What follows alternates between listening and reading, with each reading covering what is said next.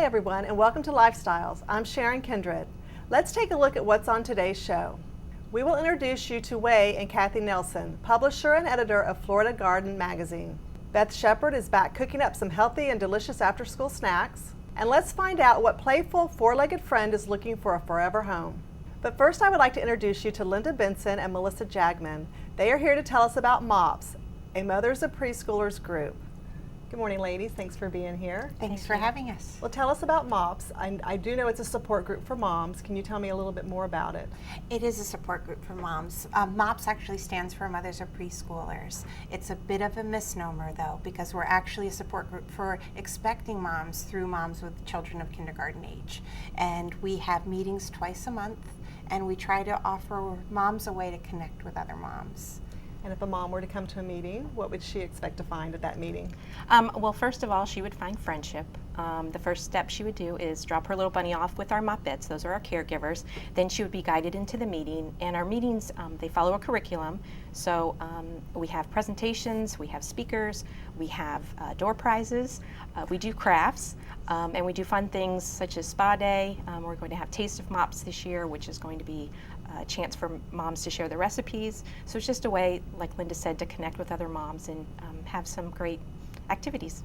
Give us a little background about MOPS. How long has it been around? MOPS began, I believe, in Colorado in 1973. It was 8 moms that were getting together exactly in the same place of their lives that we are. And a lot of them were very organized and had a tremendous amount of experience in their professional lives before mothering, and they wanted to take mothering groups to another level. And they grew throughout Denver, and they started these chapters, and now MOPS International offers us a home place to base our sort of MOPS group out of. They provide us with a curriculum and they give us a structure for our year. And so it's a special group. It's been growing for now 35 years, and they have annual conventions, and they truly try to provide a way for us to connect with other MOPS leaders. Was there a website that the moms can go to and find out the information where a MOPS meeting might be held close to them? There is www.mops.org. At that website, you can find resources like where there is a MOPS group. You can also explore some of the concepts of the themes. You can plug into various authors that the MOPS Group International is behind. And there's also even a MOPS University, and moms can take classes online too. So, let's talk a little bit about Titusville MOPS, since you guys were a part of that one. I know that you have the MOPS meetings in the morning, but you said you do some fun things at night and different times, not just with the moms and the kids, but you have some other things going on. We have lots of activities for parents who want to do different things at different times. We have Mom's Evening Out, where we may meet at a restaurant, and it's just a way to connect with moms and enjoy general conversation. It doesn't always have to be about your kids. It can be about, what you went through with the day with your spouse. And then we also have BRAFT meetings, which is a combination of our book and our craft club. And what we do is we assign a book to be read. You don't have to read it, but every other month it's an opportunity to have lively discussion about the book. And if you aren't crafty, you can come anyway. You can balance your checkbook. You can clip coupons. We just want to gather together and enjoy some friendship. Can you give me a little bit of an idea of does it cost to be a part of this? There is a cost for our MOPS group. The initial cost is $5 to come to our meeting, and that's for our child care. And then after your third meeting, we do register each MOPS mom with MOPS International, and that's a cost of $23.95. But before people are discouraged, we also offer scholarships to any mom for the asking. And I know it's hard for some moms to go ahead and approach women they don't know and say, I need a scholarship. We make it incredibly simple. You send an email to me and you say, need scholarship in your subject line. That's it. I make a note with my finance steering team leader, and you are never asked for the fee, the $5 fee, and you're never asked to pay that registration fee. After your third meeting, we'll go ahead and register you. Also, many of the other MOPS moms are not necessarily paying the fee when they come that meeting. Some pay in advance. Some have worked out something privately with our finance steering team leader, so it's never something you would notice that you're not paying that fee. Many moms are not at that particular morning. Fantastic. So. Okay, well tell us again, when does Titusville MOPS meet? Our first meeting is September 21st. Okay. Normally we meet the second and fourth Monday of every month, September through May. This year, to accommodate a school schedule, there's a school holiday or school in service that day, we are going to meet the third and the fourth Monday of that September. We meet at 9:30, but I encourage everybody to come at 9:15, and that gives you a little bit of a chance to get a lay of the land.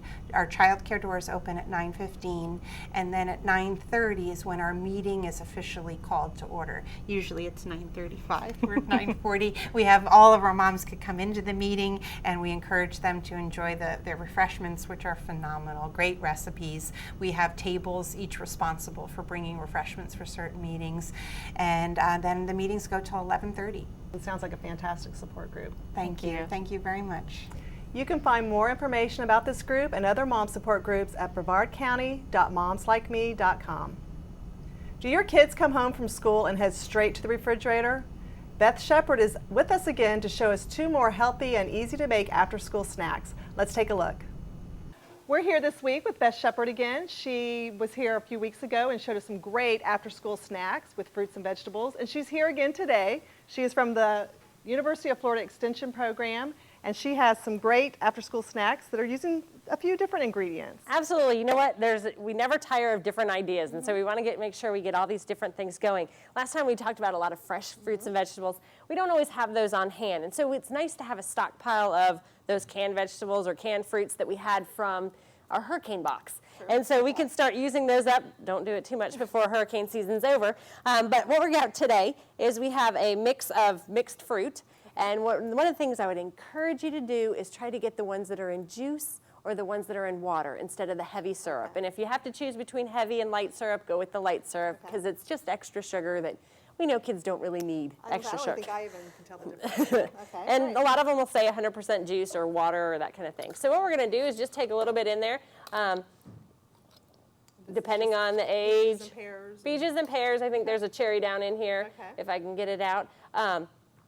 But the idea is just taking some and however much a kid wants, and then you give them the opportunity to just add yogurt.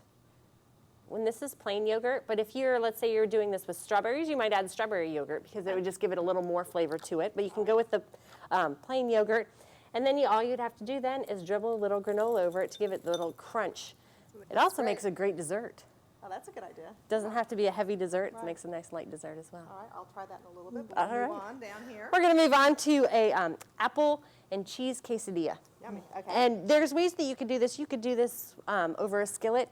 But if we're talking about things that kids can make or what we really want kids to try to make by themselves, usually the oven's not the first place we send them, or the stove is not the first place. So one of the things that we're going to do just quickly is to slice up some apples. I usually try to slice them pretty thin.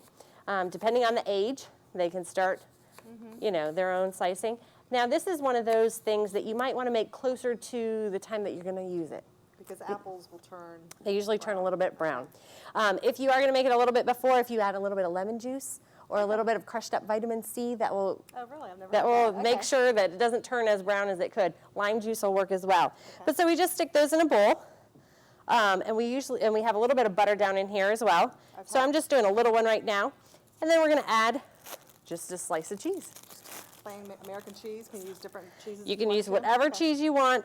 Usually cheeses that melt well do a little bit better for this versus some of the ones that just kind of water and oil and separate, that kind of thing. So then we would just take this and put it in the microwave. Okay. So depending on your microwave and how fast it goes, it's one of those things that you might do, I would say 30 seconds to a minute, and it might be a little trial and error the first time that you do it. Once you have that done, it looks a little bit more melted. You can see I've got the apples in there, and you easily just put it onto your whole grain tortilla, and I try to, what you also might do, depending on how it is, you might rip up your cheese to make sure it spreads a little more. But you can always use shredded cheese. If you have that in your house, you can use shredded cheese as well. I know my husband likes to do this without adding the apples, but we're trying to get that element of fruits going as well. And then you just fold it over. Now you can do two things. You can stick this back in the microwave to kind of have it go together, or you can just go as it is, and you can cut it up into little slices that make it a little bit easier for kids to get their hands on. All right, right, that looks really good. It smells good too. And you can use this with I chose to do the multi-grain or the whole grain tortilla. You can do it with any kind. Well, they have so many now. They have like the tomato and the spinach. yeah. There's and a lot of that's different colorful flavors. too. It gives, and we talked, on the last show that the color adds. Kids love to see a lot of color in their They do. foods. Thanks, Beth. Great after-school snacks. Thanks for sharing them with us. Thank you for having me. I had a chance to try this. Beth will be on future shows showing us some more great food recipes, so stay tuned and stay hungry. Good, good, good. Beth will be sharing more recipes with us on upcoming shows. Stay tuned for crock pot ideas, foods for picky eaters, and tasty dishes that can be made ahead for holiday entertaining.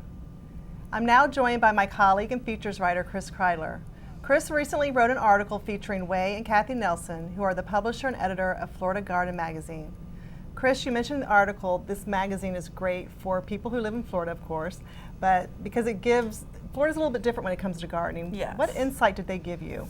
Well, one thing that it's sort of their primary rule is to mulch, mulch, mulch, and that's all part of a broader philosophy of modifying the soil. If your yard is anything like mine, it's basically dirty sand. So if you just stick a plant in it, it might or might not live and it's not going to thrive. You need to add organic material, you need to mulch, you might need to add compost, something like that. And the other rule that they had was pick the right plants. It seems obvious, but a lot of people move here from up north, and if you look at your Florida Gardening magazine, you're going to see that it has lots of great choices for plants that will grow well here. Those beautiful forsythia from up north that bloom yellow in the spring are not going to live here, and that's true of a lot of other plants. So this helps you make the right choices. Well, fantastic. Well, we have a video that we're going to show of the Nelsons to get a closer look at their magazine and gardening in Florida. People who grow things in the hot weather don't have a lot of choices. Most of the veggies and things that you see in the major magazines and catalogs are for up north.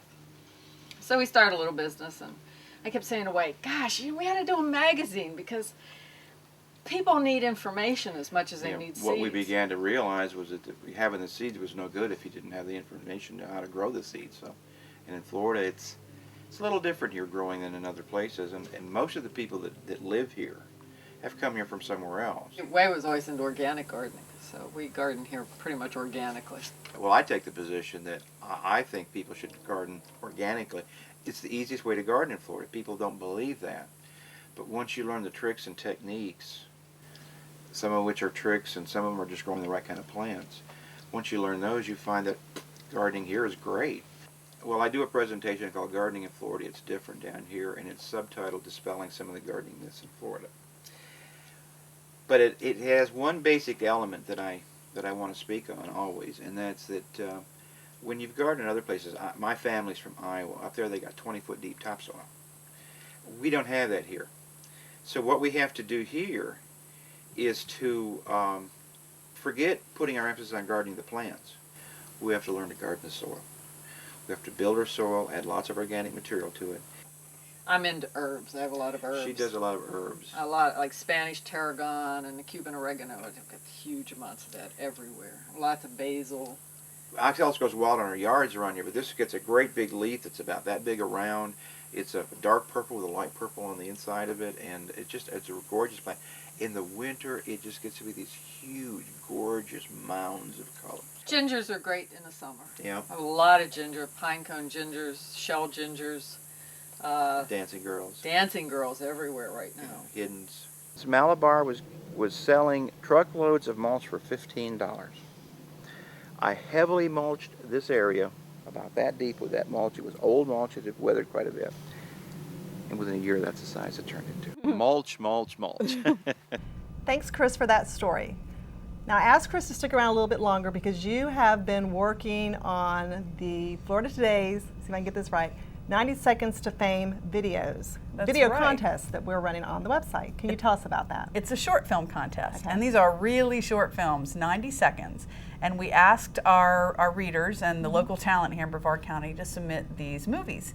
And they really are just a minute and a half each, so they're really easy and fun to watch at floridatoday.com/film contest. Voting's underway right now, and we're about to enter the second round. to determine a winner in comedy, drama, and documentary/home movie.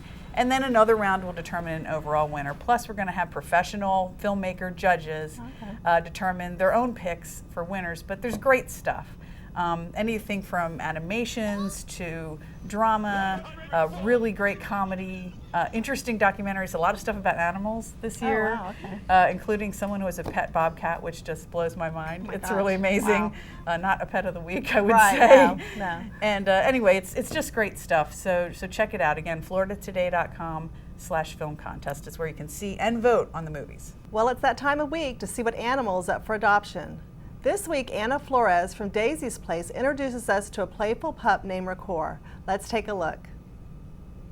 Hi, I'm Susie Fleming Leonard, and welcome to this week's Pet of the Week. We're joined today by Anna Flores, who's with Daisy's Place. I have my colleague Samantha Ruiz here. And Anna, tell us who your friend is that you brought in to visit us.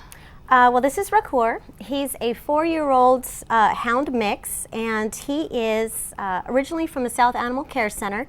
Nadine with Dynamite Animals, who's a trainer, is working with him, getting him trained and fostering him until we can find a new home for him. But he's very sweet, very lovable, and just loves to play. The Daisy's Place, we opened in April, and the vision for it was basically I wanted to bring in shelter animals, rescue animals, fostered animals, just to be able to give them a place to be seen. Because if they get to be seen, then they get to be adopted. So just giving them another opportunity might be the one that we needed. We've got an adoption center. It is downtown O'Galley right now, but we're going to switch locations to right behind. It's on the corner of US 1 and O'Galley, right across the street from Starbucks and against the Grain Tattoo. So that's where we're going to be, the new location. But yeah, we do our center operations there. So do I have this right? You go to the shelters and take animals from the shelters? Yeah, there's a couple things that we do actually, 2 different levels. Is that one, I just provide the space for free for rescue group, organized, rescue groups to use the space as they wish. It's just basically, my rules are be nice and clean up after yourself. And so we have, like Spartacus Legacy Rescue come in, who brings in like a 3-legged black lab named Lola, and we just had an adoption actually with one of her schnauzers. So this past weekend. So that's one aspect of it, and the other aspect is we're now an official rescue where we have all of our paperwork in order with the shelters, to where I can actually pull animals, and now they are mine. To foster and care for until we can find homes for them. Well, if somebody wanted to take Rancor home and be his forever home, what would they need to do to adopt him? Well, they could call me at the center, which is 745-2053, and then I can patch them through to Nadine, who can then talk to them and arrange a meeting and everything like that. So Anna, let me ask, if somebody was taking him home and might have a cat or children, how do you think he'd fit in there? Well, basically as far as cats go, he's definitely interested in them. I'm not sure if it's, he seems very playful, but he's got a lot of energy, and he might end up hurting. He's strong. Yeah, he's very, very strong. So he might end up hurting a cat. So I would maybe shy away from something like that. They can always, come into the center. We can kind of do a temperament testing with some of the cats around there, because I have a lot of cats there. But in general, I would say no. Well, Anna, thank you for bringing Rancor in like that. Jojo, good boy. There you go, honey. Thanks, Susie. Rancor looks like a lot of fun and full of energy. That's our show. Thanks for watching. Have a great week, and we'll see you next Monday.